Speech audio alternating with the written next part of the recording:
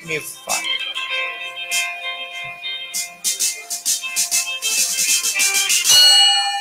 Welcome to a Wednesday yachting luncheon. Wonderful to have everybody here on such a beautiful day. We go down a little bit on the sound. Let's see. First off, let's invite our Commodore, Paul Heineken, to come and welcome everybody. Come on up, Nate. See you, buddy. Ready, buddy. Welcome.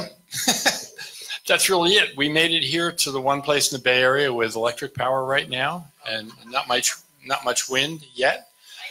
So let's enjoy it. Let's keep track of what's happening around us, and have a great lunch today, and think about the fires we're not having. So thank you. Thanks, buddy. Thank you, Paul. Great.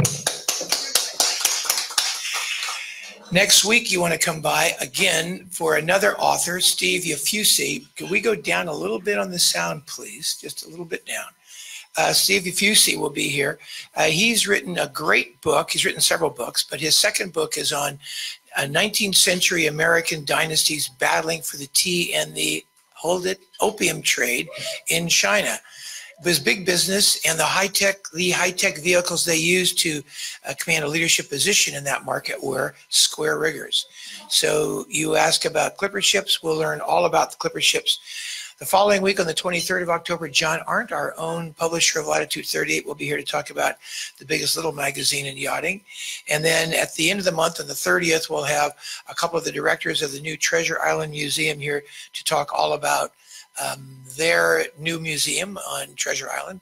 And then in the beginning of November, Barbara Roberts will be here. Barbara Roberts was, get this, the doctor and mistress of a mobster in Rhode Island. Her testimony kept him out of the slammer, and she wrote a book all about this whole matter of mob doctor, mob mistress, author of a mafia love story. So we'll want to hear all about her story. Has anybody else got that background? Okay, hearing none. A little bit about our speakers today.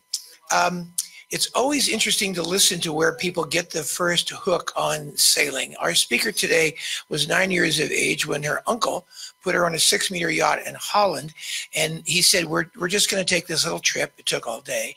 We're going to sail from the eastern part of Holland all the way to the ocean. So they sailed all day long, and in order to get under the 10 or so bridges they needed to get under, they had to get the boat lower at most of those. So they actually brought people from the levees to get on the boat and get it to be lower and heel it over a little bit.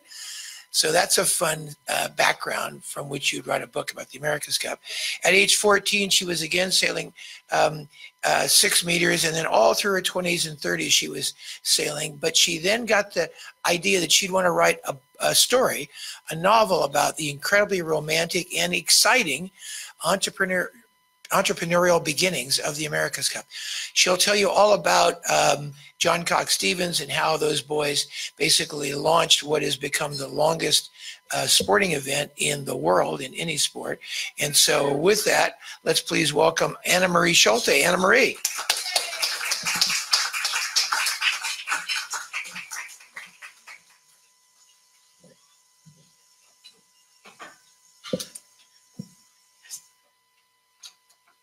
Well, thank you for that lovely introduction.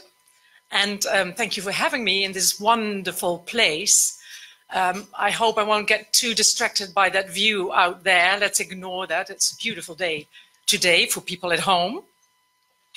And I'll just rewind that a little bit. I have to start at the right point in time. So, I'm very honored today that I can take part in one of your luncheons. I understand it's quite a tradition. You've been doing it 52 years. Well, I love my traditions and I love a bit of history. So I'm going to indeed talk to you about one of them, another tradition that has been going on for some time now. As you said, 168 years, the America's Cup, and especially something about that very first beginning. And you may ask yourself, and Ron already explained a bit about it, why as a Dutch person I'm interested in a race that started such a long time ago between Brits and the Americans. And I feel I should briefly explain to you why that is. And my, let's call it, fascination with the America's Cup started in 2001, some time now, during a visit on the Isle of Wight, that beautiful island on the south coast of England. And they had the 150th anniversary there of the America's Cup.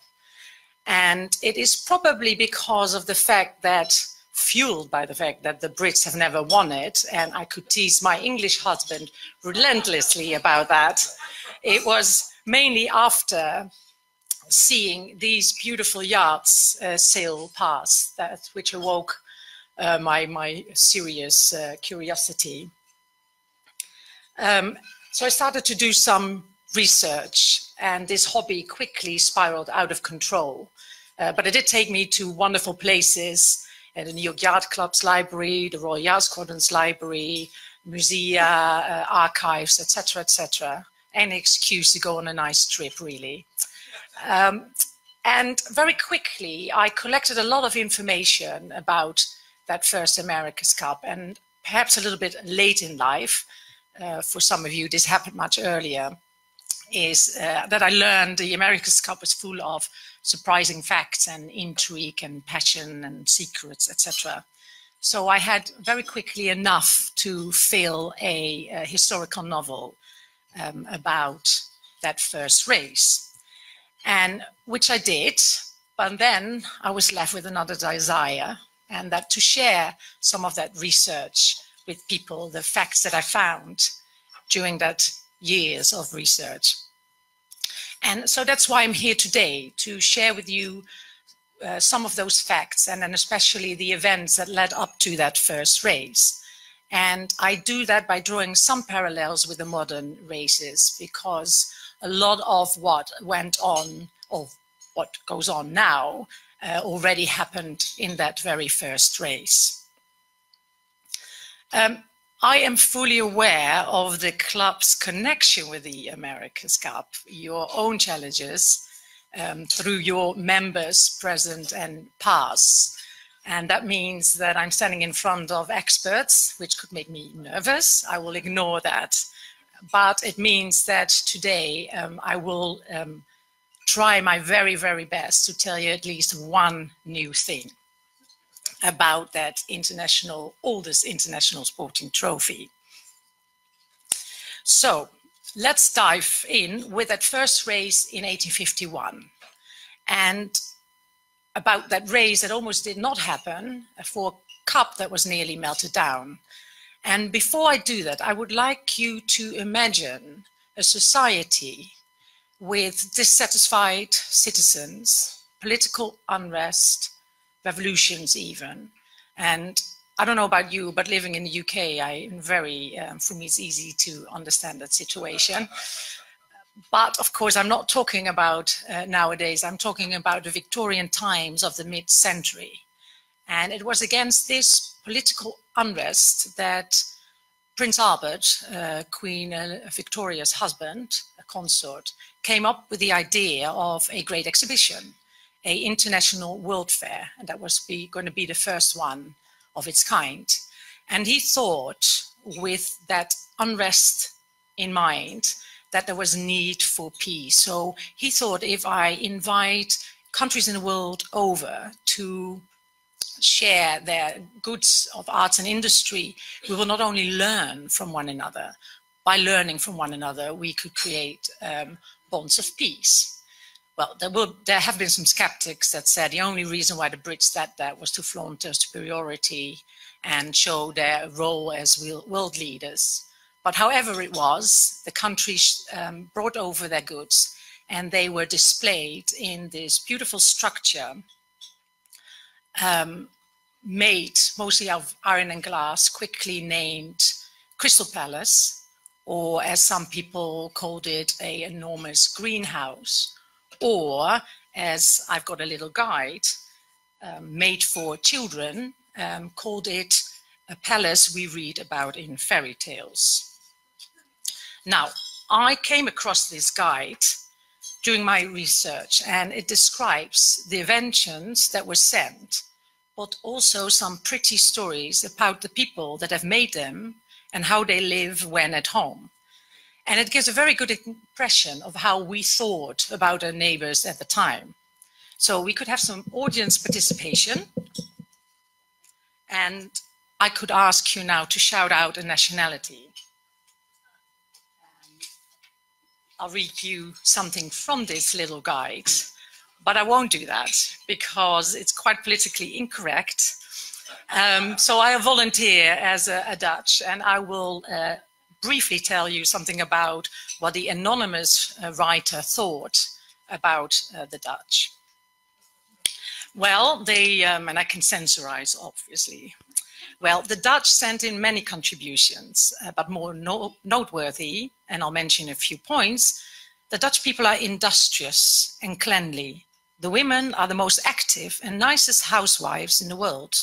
They scour and brighten and rub not only the furniture and inside of the houses, but the outside as well. The people are never idle, work a great variety of manufactures, among which are large quantity of gin. The common people are very humane to the cattle. They rub down the cows and oxen and keep them as clean and sleek as our English horses. No people skate so well as the Dutch. The Dutch are most excellent gardeners, though they sometimes ruin themselves by their love for flowers. They have ruddy faces and their costume is rather funny. I think we should leave it there. More importantly, what about the two players in this story, the Americans and the Brits? Did the British author think the English contributions were indeed showing off? Now, he writes about the Brits that he has a lot to say about them in the different parts of the UK, obviously. Of the English, he notes that they are celebrated for their industry and perseverance, how they manufacture numerous things and carry on a large commerce with other countries, and how they are celebrated for their superior manufactures, which fame they are unable to enjoy by means of most ingenious machinery, railroads, canals. However, he adds, if I were to tell you of all the places in England that are famed for different manufactures, I'm afraid I should both exceed our space and wear out your patience, which I should be sorry to do so. So I'll leave it there.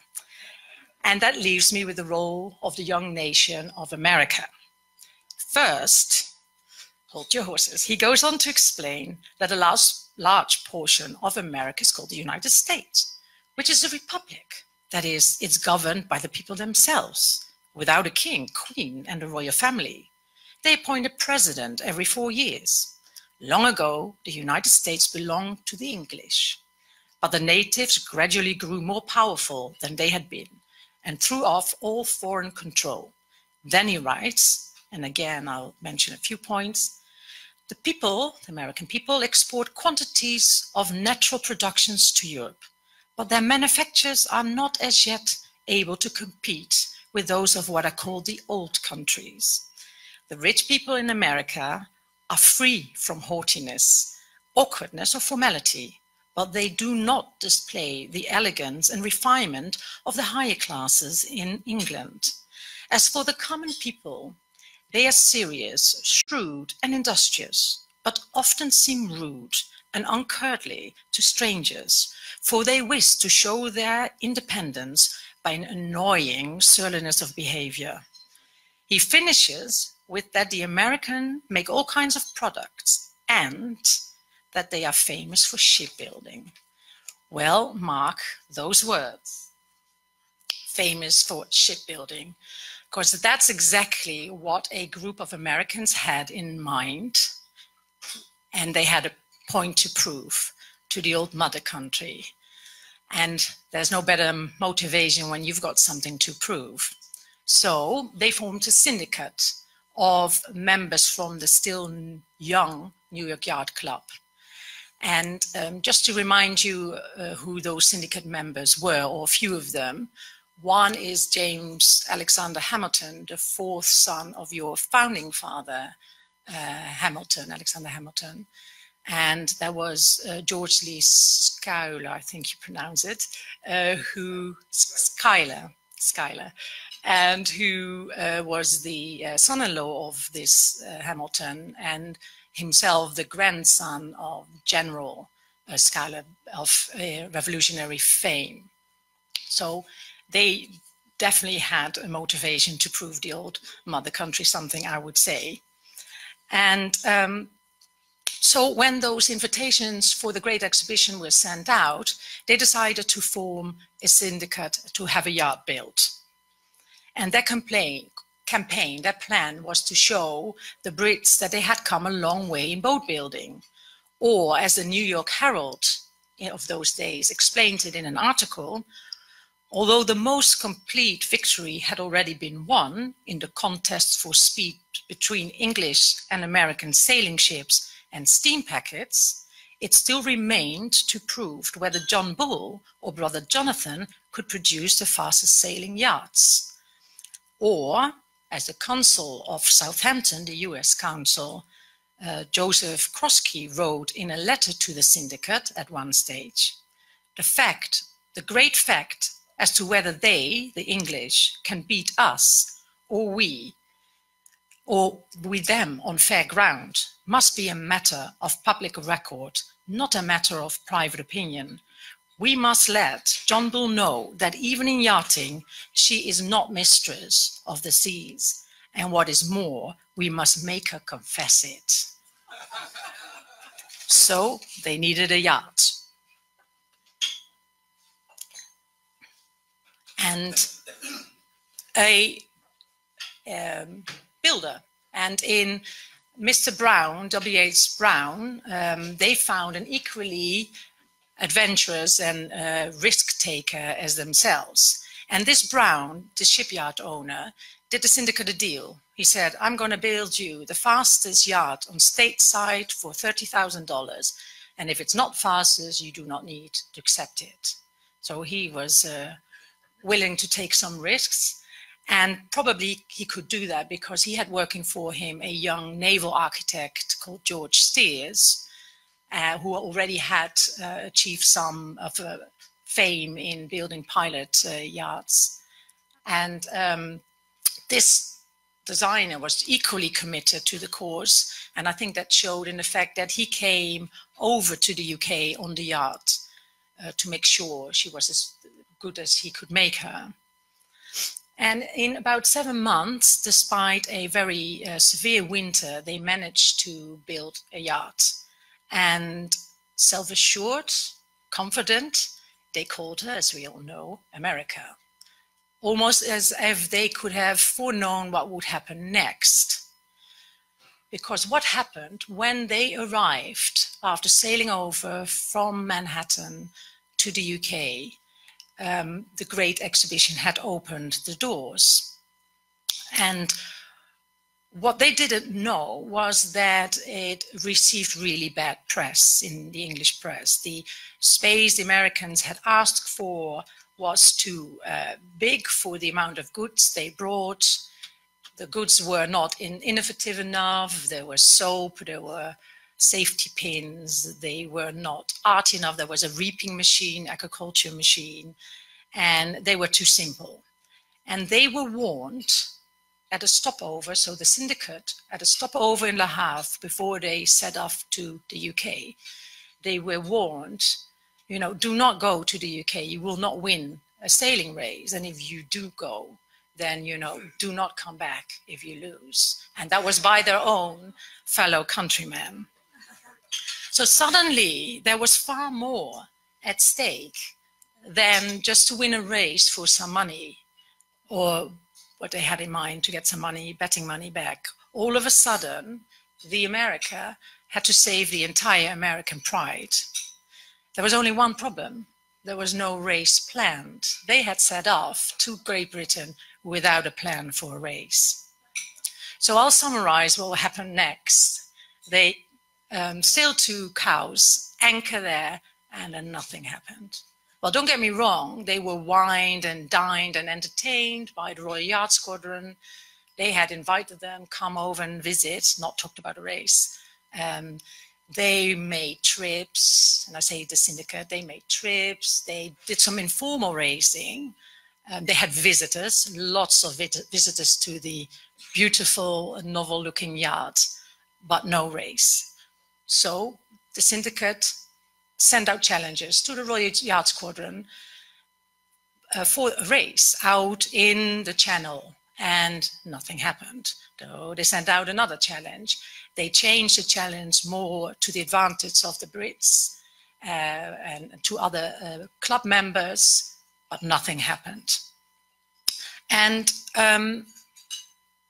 it seemed that the battle of losing against the young nations was too big for the British sailing gentry, for the rulers of the waves. And this reluctance didn't go unnoticed for the British press, that became very critical and talked about the cowardice of the British sailing gentry. Well, the syndicate waited a month, and disappointed, they talked about going home. And they almost did. And the designer, George Steers, did. He didn't want to wait any longer.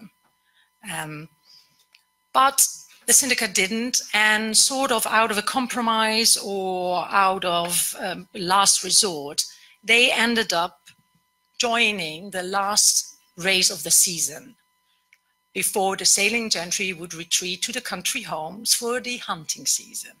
And this last sailing race was the 100-pound Cup of the Royal Yacht Squadron, opened to yachts belonging to clubs of all nations. And that was something special which they had done with the Great Exhibition in mind, because normally it was open for own members.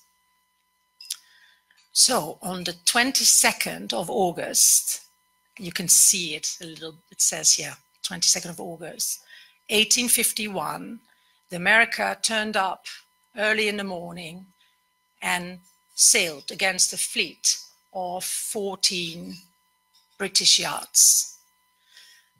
And this, of course, there was no photography or not established photography in those days. This is a painting, a contemporary painting by Mr. Anthony Blake, which shows you on the left the little cutter Aurora. And just remember the name Aurora. In between we see Osborne House, the summer house palace of Queen Victoria. We recognize the yacht America, and the Beatrice is in between, and then some other yachts. So this is what it must have looked like.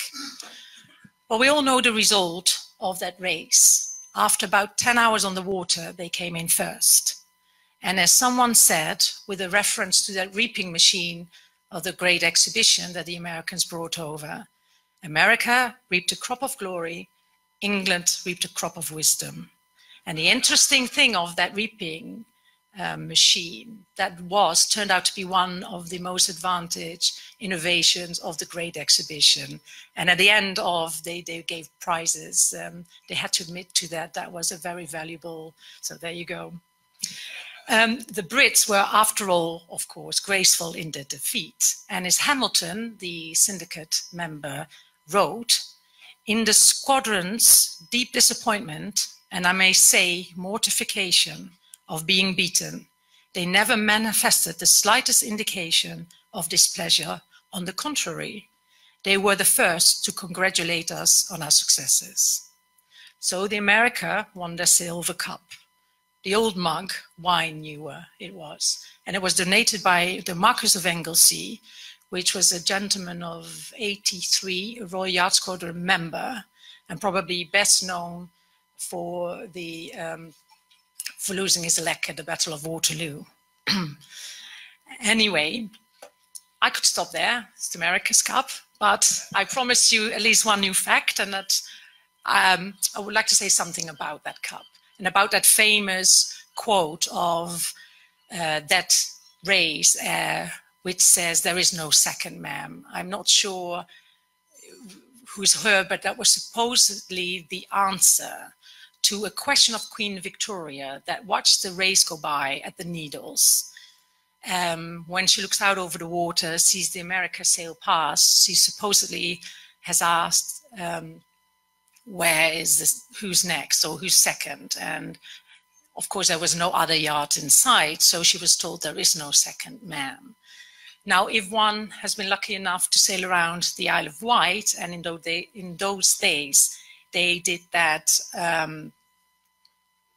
clockwise, you'll know that the Needles is not yet at the finish line of Cowes, and it took them about another 3 hours to get to that finish line. And in those 3 hours, the wind died down, and this little cutter Aurora that we saw earlier on the painting gained distance because it was smaller, 47 tons to America's, I think, 170, 180 tons. And she came in second only about 7 minutes later. So of course there was a second there that day. But what is odd is the fact that cups were given outright in those days. And that meant, amongst other things, that they would inscribe the whole fleet that participated that day in the race, which was done, I think, in the States in 1851.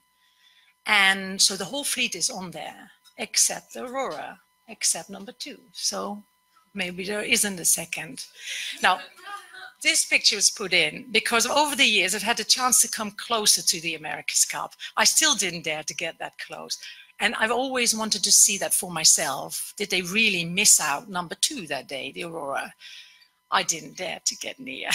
So I still haven't seen it with my own eyes. But the security gentleman, he had a look and he came back. He said, no Aurora. So if you ever come close, as some of us have, next time, please let me know if it is really not there, because I'm fascinated by that. Now, I could again stop here, but this was not the start of the America's Cup. As I said, the cup was given outright, so they were for the New York Yacht Club or the syndicate to keep, I should say the syndicate, because it was theirs. And so they took it home to New York. They talked about melting it down to make medals of it as a memory to the syndicate members. Just imagine how much money would have been spared and saved if they had done that in 1851. But they didn't. They put it in a cupboard where it collected dust for several years until one of the syndicate members said, you know what, let's donate it to the New York Yacht Club and make it a sporting trophy. And the letter they sent with it, we all now know as the deed of gift. And that has some stipulations. And it created, but with that letter, a perpetual challenge cup for friendly competition between foreign countries. And that's where all the fun started. And the oldest international sporting trophy was created, called the America's Cup, after the yacht, not the country. As we know, after that first race, there have been 35 races over sort of 168 years. The New Zealand race in 2021 will be race number 36. And there have been different reasons for those gaps in time. There have been the world wars, first, second. There have been your own civil war, economic downturns, and then, of course, the negotiations between the defenders and the challengers. And they As you know, that the races are nowadays governed by that first deed, subsequent deeds, interpretations of those deeds, protocols, etc. That means that in practice, subjects of contentious, matter of contentious can relate to the different subjects. And as I promised you an historical link with the more modern races, I will mention a few of those issues, the more fun ones, topics that were already present in that very first race in 1851, so really nothing new. And let me start with who can challenge. So I mentioned earlier that for the America to join in that first race in 1851, that was only possible because the Royal Yacht Squadron had opened it up to 4 countries, of clubs from foreign countries. But in 1851, there was another issue for the America, and that was the fact that the Royal Yacht Squadron had a one-owner rule, and the America was owned by a syndicate. Now, those days, the Royal Yacht Squadron, very sportsmanship-like, waived that rule, so they could join. And when donating the cup in the few years after 1851, the syndicate wanted to address that problem in the first deed by stating that any organized yacht club of any foreign country through any one or more of its members can claim the right of sailing for this cup. And a later deed added to that the challenging club needed for its annual regatta an ocean water course on the sea. Now, as we have come to know over the years, there's nothing is set in stone with the America's Cup.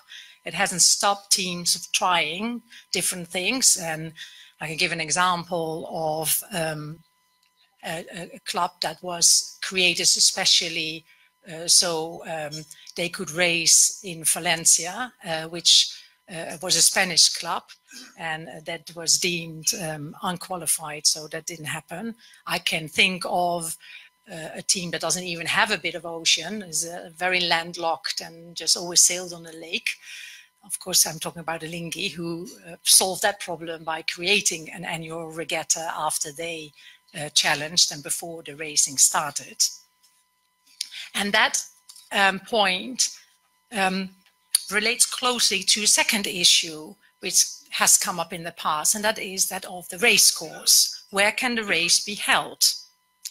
Which is an important question because it's very much to the advantage, of course, of the defending team. And as you can see on the left, that was the race course, that's the Isle of Wight, and the race course in 1851, which is sailed around, as I said, clockwise. And that race was the reason why the America did not want to join.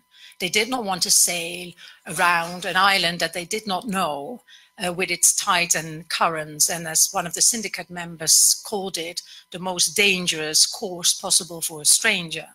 They wanted it out in the channel with a certain breeze. They wanted a true test, remember.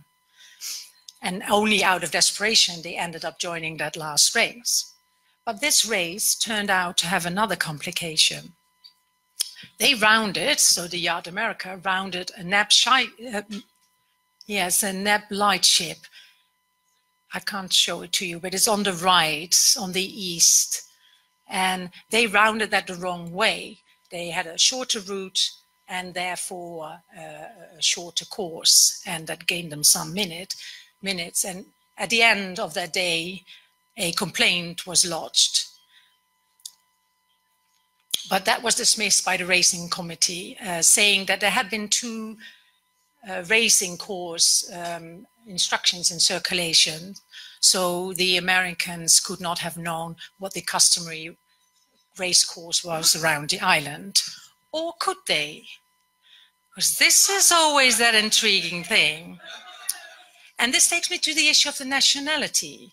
An issue in sports that is often talked about, not only in sailing, but in other team sports as well. And nowadays you'll find the ever-changing rules for nationality for the America's Cup in those deeds, protocols, etc., etc. And they can apply to not only the crew, to the design, where the yacht was built, and who designed it or where it was built. And for the 36 America's Cup, they introduced 100% nationality rule, which already has seen the arbitration, I can never say that word, arbitration panel. Thank you very much. Yes, that one. They already had to interpret the 100% nationality rule. I could give you other examples of where nationality was taken, the issue of nationality was taken to court, but I won't talk about that, because 100% or not, if people complain about the good old days of nationality, let me tell you that already in 1851, the crew on the Yacht of America was half English. As they sailed over with a small crew, they needed more for sailing, so they invited an English crew. And on top of that, the pilot that took them safely around the island was English. He should have known about which way to round the neb light, so don't know why. Leaves me to mention the design. What type of yacht can sail for the America's Cup? Now, the painting earlier, oh, I've got 5 minutes, let's do this. Because we have some really important things. The design of the America was novel. It was different than most yachts being built in those days. And sharp at the front, at a different point, she became wider. And that gentleman, Marcus of Anglesey, mentioned, if she is right, then all of us are wrong, and I've been sailing backwards. But as most of the recent America's Cup yachts, there have been secrecy surrounding the America's Cup yachts. And also with that first yacht, there was a rumor going on saying that she had a secret propeller somewhere. And when she had to go on dry dock at one point, a lot of people came out to check if she had. Now, clearly secrets have always been part of 83, the hidden, and as far as I know, your own challenge in 1987 had some secret elements to it. And since we are on the topic of your challenge, 1987, oh, I've done something which I not should have. Anyway, I'll take you to some memories of your own challenge for the America's Cup. We'll go back to where we can see here the announcement, and that must have been 1985. Yes, in the Golden Gate room, just at the back. That are all ready for the very exciting announcement. And here we see the mayor, Diane Feinstein sitting there as well, all ready for. I heard a very interesting story that needed an extra bit of help, a second chance. Well, she went for it. That was the christening in, so it says 24th of June, 86. How wonderful is that? We recognize the gentleman on the right. And there the team is. And what is so lovely of that first team that sailed, and what is so lovely is that 30 years later, in this very room. So what I can say about the I just want to quickly touch upon the Yacht America and how special she was, because she had to, don't forget, sail over from the US to England. So she not only had to be race worthy, she had to be sea worthy as well. And that was something that could not have been said about the boats of the Royal Yacht Squadron. And an article in 1851 called, "The truth is that the boats of the Royal Yacht Squadron are built for the inside of the Isle of Wight and for owners who take to yachting for fashion's sake, knowing nothing about the matter, having no real taste for the sea, are subject to seasickness, and they prefer to stay close when there is only a little ripple on the water." And that had been the main critique after the loss in the newspapers in the UK, that the lack of innovation by the Brits, unlike the Americans. And one letter to the editor said, like Americans, we must adopt the best scientific principles for the build of new yachts instead of allowing old maxims of routine to govern us. So innovation has always been a main component for the America's Cup. And I'll just quickly show you just the development of and the change of rules to make the fleet more equal and the races more equal.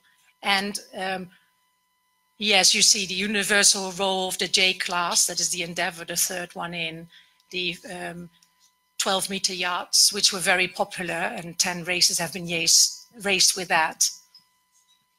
I think one thing we can be certain that every America's Cup seems to push the limits of technology.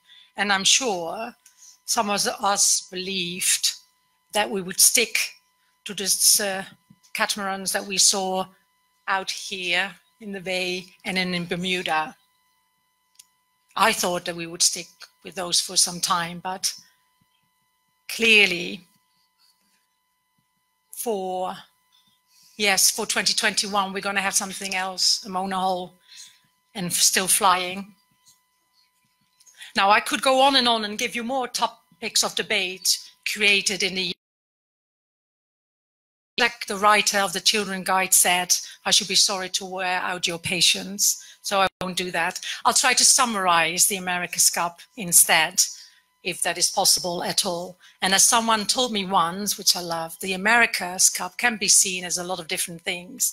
It can be seen as a sailing contest, or it can be seen as a designer's contest, as a courtroom battle, or for those very few, a luxury lifestyle activity. But we can agree that from the beginning, it's always been a battlefield between innovation, brains, and money. And that leads me to mention the passion of the people involved. 168 years of dedicated and committed crew, designers, boat builders, owners. And I could reel off a long list of people who are as determined and passionate as the men that came before them, George Steers, John Cox-Stevens, etc. You probably know a few of them. There are maybe even in this room. And coming across those names in my research, I asked myself time and time again, you know, what brings these people out to the ocean and spend large chunks of money and time and energy and tears and all of that. And do they all have something to prove? You know, is that what they do it for? Or is it maybe far more simply, and I would like to end with that, and I could not have said this better than the words of JF Kennedy at a dinner for America's Cup cruise in 1962. And I think I have to press a few times. And let me see if this works. I really don't know why it is that all of us are so committed to the sea, except I think it's because, in addition to the fact that the sea changes, and the light changes, and ships change, it's because we all came from the sea. And it is an interesting biological fact that all of us have in our veins the exact same percentage of salt in our blood that exists in the ocean. And therefore, we have salt in our blood, in our sweat, in our tears. We are tied to the ocean. And when we go back to the sea, whether it is to sail or to watch it, we are going back from whence we came. And therefore, it's quite natural that the United States and Australia, separated by an ocean, but particularly to those of us who regard the ocean as a friend, bound by an ocean, should be meeting today in Newport to begin this great sea competition. Wow, that was it.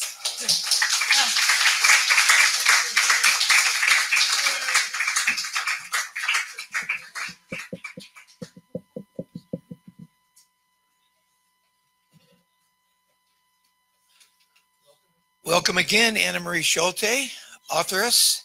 You're actually a lawyer as well as an authoress. We're happy to have you here at the St. Francis Yacht Club at the Wednesday Yachting Luncheon. And as we look out across this, what is a beautiful arena for sailing the America's Cup, we all love it because, you know, most of us are sailors and we're all yachts people. But what first attracted you to this incredibly historic story? John, where's the microphone? Here we go. Here we go. So what attracted you to this incredible story of the America's Cup? And when did you first get the idea to write this book? So that's, yeah, maybe. Yeah, right. Try not to speak too loud. It was that trip to the Isle of Wight, but mostly, very much so, that just that story that I said teasingly, but that the Brits had never won it, and seeing those beautiful yachts and thinking, oh, what is this about?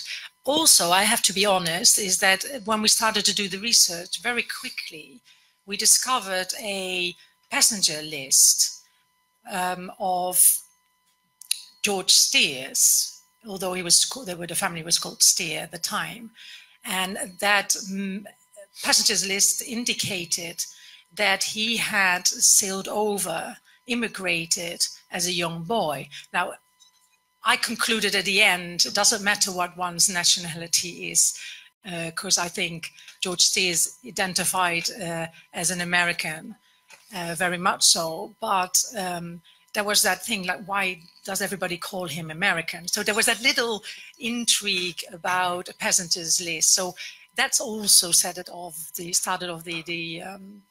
research in combining with it. It's a wonderful story, no?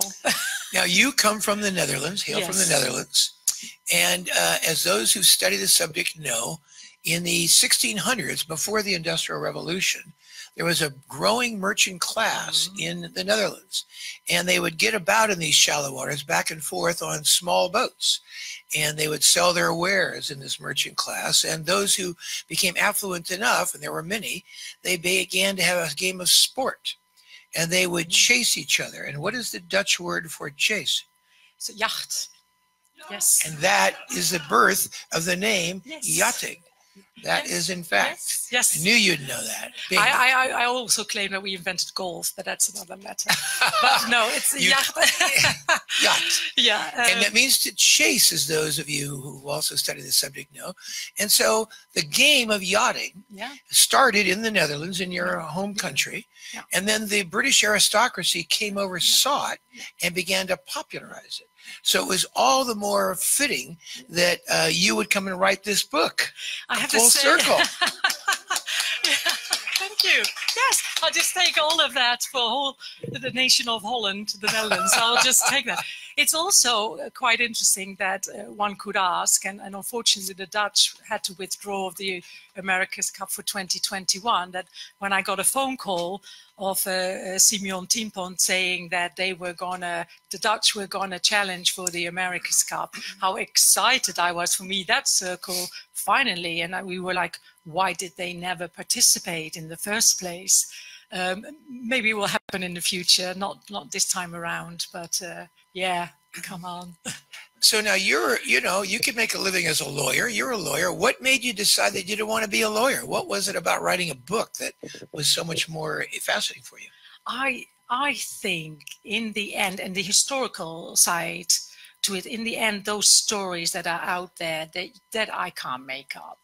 In a way, you can't make them up. Real life, the real passion for, well, you've participated in the America's Cup, and I've only seen it from a distance, but I can just imagine the drive people have. And it's not just America's Cup, it's not sailing, it's of all kinds of walks in life where people are passionate about, make choices one day, what they were going to do with their lives, etc. It's probably mostly that I love writing about that. So now I'm going to keep asking questions until I see one from the audience. Charlie will be walking around with microphones. So how many hours do you think you've put into this book? I know your husband shouldn't hear. Close your ears, Rob. Tell us. Yes, that's what I want to know. There's 2,080 work hours in a year, hypothetically. unless you have your own business, in which case there's an infinite number. But let's say there's in the standard craft 2,080. So how many hours or i.e. years have you put into the book? Oh, because I didn't do it continuously, but friends will tease me with that. It's like, when did you go to the Isle of Wight? 2001. And you published when? That's about 17 years. So to please them, I'll just say 17 years. Of course, it wasn't 17 years. But in chunks, I have to say the time before publishing was a solid year of, I would like to say 7 days per week, but some frozen shoulders later. I'm maybe a bit perfectionist for detail. So the book is a historical novel, but the main characters are fiction. But the whole backdrop, the whole story at the back is factual, and that is hours of. Just to give you an example, I started off looking in newspapers where I had to travel a couple of hours to the newspaper library, get the microfiche thing. That takes some time to get it from the archives, and then they put it on the machine, and then you start to try to find the article. I would be 6 hours later, no new information. I will travel back home for 2 hours, and that would some period of time go on for some time. And I get easily distracted, so I would read lovely other stories in the meantime in those newspapers. But no, so that has changed. A lot of it is digitalized nowadays. But yeah, some of that just takes a long time, and I'm okay with that. So learning as you did that billions of dollars have been spent in pursuit of this cup, did you feel any solace in your own massive expenditure of time when you recognized that in '83, and they took the cup off of the stand-in New York Yacht Club and poured champagne in it, that the champagne spilled all over the floor because it is literally a bottomless cup? Did you feel happy? Feel vindication? Yes. Well, that's an interesting one, because we did a bit of research into the cup, thinking there could have been another character in the book who had a connection with the making of, and that did not materialize. The Gerard brothers. Yes, exactly. And so they keep talking about the bottomless ewer, and I always thought, why would you have a bottomless? And I was told, well, that is when you pour a drink for your guests. You can never see the bottom, and you don't have to worry that it's going to end anytime soon. And you don't have to decline, oh, there's only a little bit left, and I'll be the last one to. So the bottomless bit is that you don't see the bottom. Then someone said, no, there's really no bottom in it. Of course, we now don't know anymore because of all the layers that have been added. The bases that have been added. All the bases that have been added. Yes, but it is quite smaller, much smaller from the beginning, yeah. Had America lost it before 1983, we might have had a bottom in it sooner, but there'd been no reason since they mounted it on the podium there. Now I'm going to keep asking questions until Charlie gets a hand and brings a mic. Aha! Our own naval architect, Paul Kamen. Paul, you have a question. Back to the nationality of George Steer. Yeah. If he came to the U.S. at age 6, no doubt he learned his trade here. But according to one of Howard Chappell's books, his father was an apprentice ship designer in England, and Chappell publishes what he believes was a student project by Steer's father, showing a coastal trading cutter that has some of the elements of the America, the hollow lines forward and the maximum beam, maybe not aft of midships, but further aft than normal. But I think more of the credit for the design innovation goes to John Griffiths, who is a clipper ship designer and steamship designer, who George Steer Jr. apprenticed under, which shows in a much more extreme way the maximum beam well aft and the hollow lines forward. And Chappell goes on to say that ship designers of the era actually had the good sense that, had an intuitive sense that the hollow lines forward were correct. But the tonnage rules argued very strongly against that. Yes. To get more cargo with the same registered tonnage, you wanted the full ends, the high prismatic coefficient, the tumble home, so the measured beam would be less. And that caused the distortion that George Steer Jr. finally freed himself from. And that's why the America looked so radical to the Brits, who were locked into the tonnage rule. And on top of that, as I joked about, so of course in the race, all those yachts, the Royal Yacht Squadron, they were made for cruising. They were made for just going on trips but even the racing handicaps were based on registered tonnage and not on land. So that was an issue. But in a way, the to back up a little bit from the first race controversies, the first what got this in the papers initially was before the America had even been accepted by the syndicate. There was a plant. The first race was against another George Steers design, a light air specialty boat. Maria, I think it was one of them. Right. Yes. So of course America lost that first race. The syndicate got the boat at a very deep discount, and I maintain 50% discount. Yeah. Boatyards have been getting back at yacht owners ever since.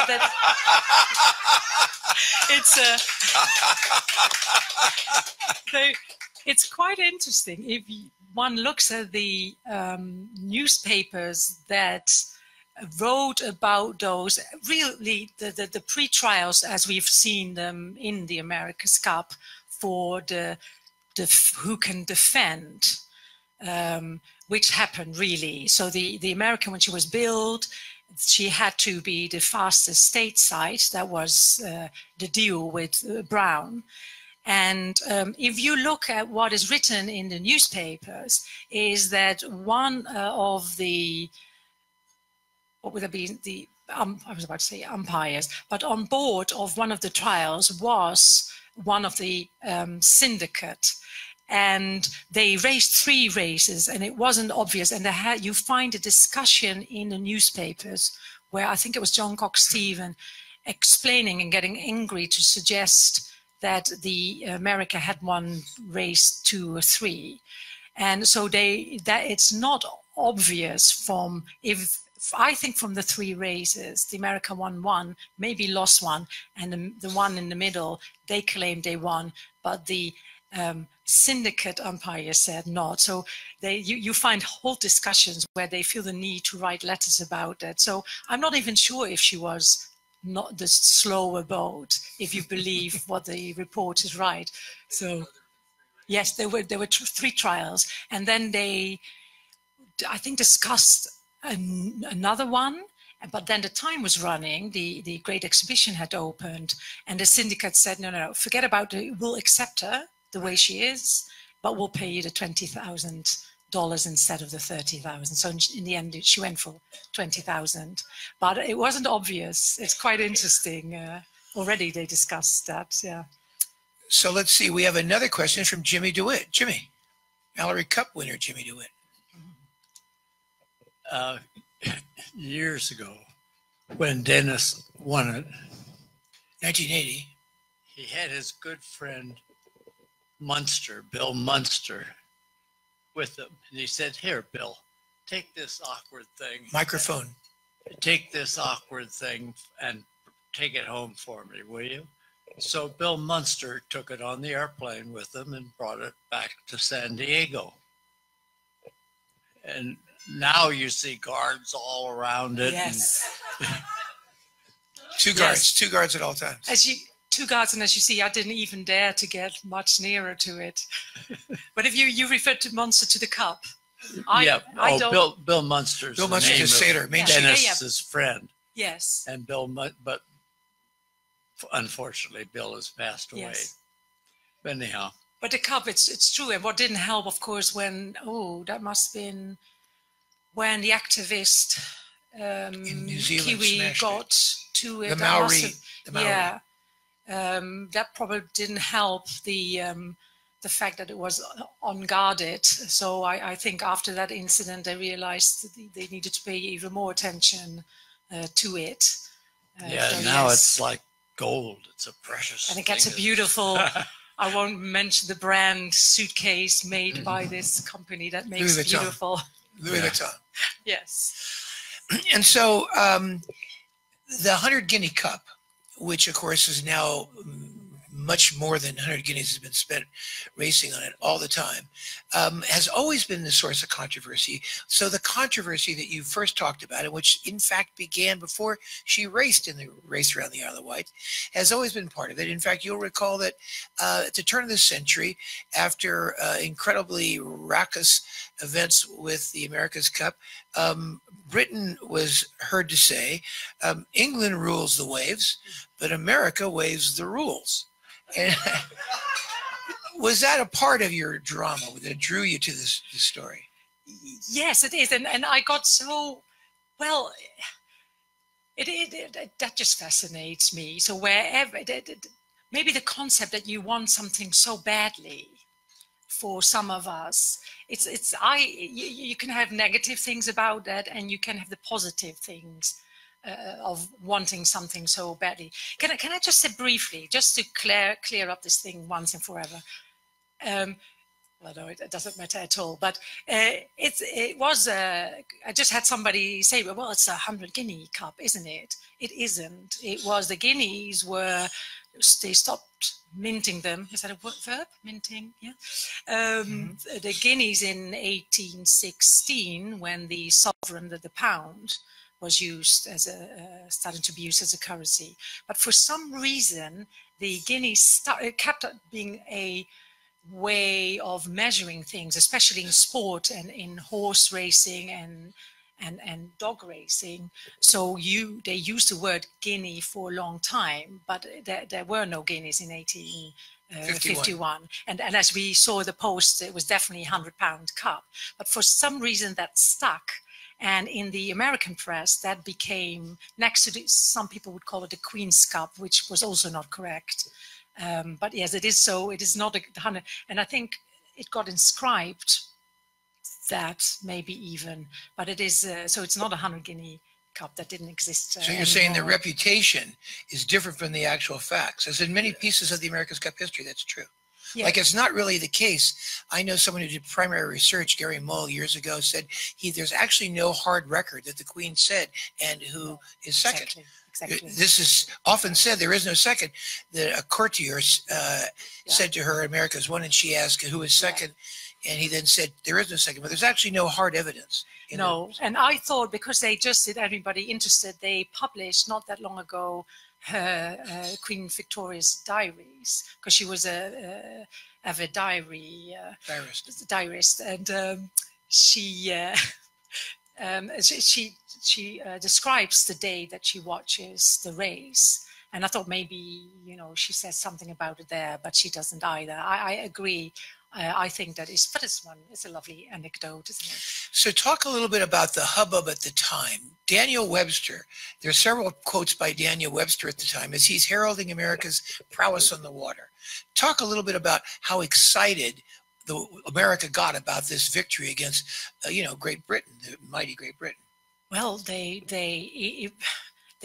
If you just look at the dinners and the speeches they had after winning, after returning home, the New Yacht Club and the syndicate, and thanking. I mean, there was a bit of controversy there as well, because in newspapers they said and they wrote that George Steer wasn't celebrated enough for the things he did and his design. What I found interesting, just on, I'm drifting a little bit, but what I found, there is a diary of the trip sailing over, written by James Steers, which is George Steers' brother. He came over on the yacht as well, to sail over to the UK as crew. Well, I think he ate and drank mostly. This James Steers, he loved his food. George Steers apparently was most of it seasick. Yeah, he did not have a good time. But if you read that diary, there was not a lot of loss between the syndicate members, and it felt like there was very much division between the captain, also Brown, Richard Brown, and Steers and his brother, and then the syndicate members. So when they had that stopover in Le Havre, and when some other syndicate members came on board, you can feel that the tone in the diary is changing. And James Steers calls Stevens in his diary that old pig. And he feels the need to explain that in a note to the diary. It was a logbook. I say log. He did the logbook, and it was sort of both. And he feels at the end that he has to explain that. So that maybe explains a little bit why he wasn't mentioned when they then got back home. And Stevens rectifies that in the end and does and have a dinner for him, and he gets invited as well. But no, looking at it, of course, it was a big, as I said, and that's going to be interesting, your talk next week about that whole era of that whole steamship era. You know, it was so important to be the fastest, wasn't it? For the pilot boats, it was obvious because they wanted to get the job. For those who don't know, tell them what a pilot boat does. Yeah, so guiding any ship in, I mean, you have them, of course, still today in different shapes and forms, but guiding, and to get that business of guiding a ship into the unknown waters of a harbor, you had pilot boats, and so that meant in those days the sailing yards needed to be fast. The pilot boat that got there got the business. Yeah, they got the business. And so, yeah, so that with this type, the America, they showed that they could make a fast, and it's quite a big thing, isn't it, in those days? Yeah, well, it was, if a ship was coming to your harbor and you were a pilot boat, the first pilot boat that got to the ship could get the business to bring and guide the ship in. Now, we have a question from your husband. Shall we give him a word? Oh, yes. Rob. Could sing a song to bring it to the end. Just if you could mention, no, that's not true. That's came over all wrong. In other, when you give the presentation, you're both poetic. This is great. You talk a little bit about, just maybe highlight some of the colourful characters that you picked up along the way, the Liptons and so like, and some very interesting people that you can maybe just comment on. Yeah. So, the passion. Oh, yes. I mean, well, we all know Lipton. He tried it 5 times? Yes. And, unsuccessfully 5 times. Yes. Did he not receive a cup for the best loser? Well, actually, he won. It said 10 states for his brand of Lipton tea with every loss. Yes, he was very good. He also, I think, quoted or has said something like, I may not have lifted the cup, but I've made a lot of friends along the way. And yeah, so that is just one. And what about the betting brothers themselves? The original John Cox Stevens and his brothers, they were betting men. They talk a little bit about them wanting to make money with the America's Cup, with the America. Yeah, they wanted, and just to give you an example how much they were, of course, I think because they hadn't planned the race, and there's another thing that I don't think is correct. You will sometimes read about that when the invitations for that great exhibition, that idea came about in 1850. It was a Royal Yacht Squadron that sent an invitation out to the New York Yacht Club, come over. That's correct and not correct. They did send an invitation to the syndicate. When you come over, come and visit us to our yacht club. But there was no mention of a race. So they didn't invite them over to come and do a race. So yeah, they had come over without planning a race. And their idea was to make money by betting. So they brought over, and there is a newspaper, just to put it in perspective, the yacht cost them $20,000. They were willing to pay $30,000. They brought cash, and in the diary you read there is a door locked on the yacht, which supposedly had the cash they brought over for to bet. For betting. And the propeller. The good thing about the propeller is that I just have to say, because I thought it was very funny. So all those visitors that came to the yacht, apparently the crew of the America would just drop, no, you're not allowed in there. The John Cox Stevens has the key because it's a secret. And so that just like, okay, that must be a propeller. There was money in there. And the newspaper said it was £10,000. And the diary calls it £5,000. Now, even let's stick with £5,000 compared to the 20,000. Just imagine how much money they were willing to bet. So now the Yacht America really did well in the end of this light air race, and down the breeze, people know schooners don't do that well. Can you talk a little bit about the jib boom which was put on when the boat got to Cowes, and how that actually influenced. And really, without the jib boom, it's argued America would have never won the race at all. It broke. Talk about it. It broke. I think some of the information that I also in the diary, I had the impression that the captain, Richard Brown, very confusing because the shipyard owner was also Bill Brown. Yeah. Richard Brown, the captain, was not interested in using and being able to boom out. And one of the challenges that the syndicate sent to the Royal Yacht Squadron, come and race us, they wanted to be able to boom out because they thought that was going to be into their advantage. And there are newspaper articles which shows them that they did on that race on 22nd of August. But somewhere on the bottom bit of the Isle of Wight, it broke. There was an accident with two of the yachts, the Freak and Volante, which were contenders. So that was maybe a bit of shame. That would have made it more exciting. And then, so in the end, they got rid of it. They actually got the thing made by on the Isle of Wight. Instead of betting, they did some deals on the island with some free sails with the Ratsey family and this jib boom that was created there. So very hustles and yeah. They were Yankees. They were doing deals all the time. Mrs. Danielson has a question. Yes. Back on the topic of money. A lot of money, as you've mentioned, has been spent over the years on the America's Cup. Can you tell me how much money was $30,000? That sounds like an awful lot of money back in 1851.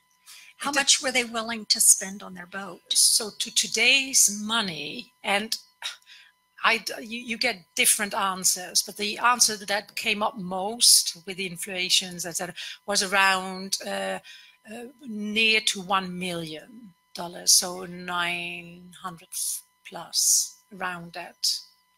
Yeah. And to give you the sense, when Larry Ellison won in Valencia in 2010, those of us who were there looked and saw, and he in fact had spent $400 million to that point in all of his challenges to that moment. And that one boat itself costs several million. It's hard to define the cost of it because the R&D research went over multiple challenges and so on. But even though it seems like a lot of money, $1 million, it's nothing compared to a typical syndicate today. The winner of the next AC will spend more than $150 million. Yes, I've been told that INEOS, that I don't know, I was about to say it was given, but we talk about £100 million too. And also we came across the previous, the Bermuda, one of the big sponsors who just spent for the British boat for 2017, supposedly spent 40 million at a time. Well, it was a big amount. I can't remember. It was a lot. He said, I just spent that on a boat that's going to go into a museum. As we now will say monohulls and no longer. And I'm thinking, whoa, that must hurt. Well, Annemarie, it's been wonderful having you come here and tell us all about this. It's a beautiful full circle that a person from the Netherlands, where yachting was born, would come and tell us about the most famous yacht race of all, the America's Cup. And so we want to give you a warm St. Francis Yacht Club welcome and thank you. Thank you. And with that, our luncheon is adjourned.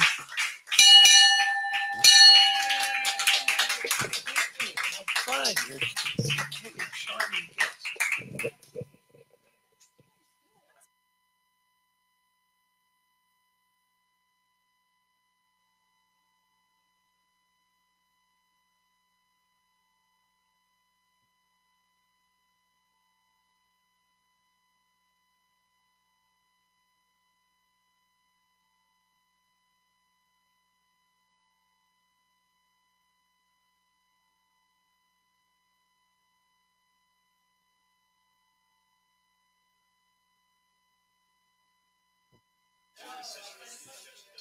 Also, you can get a book. Annemarie's book is here for signatures by the author. Beautiful book. Right up here at the desk.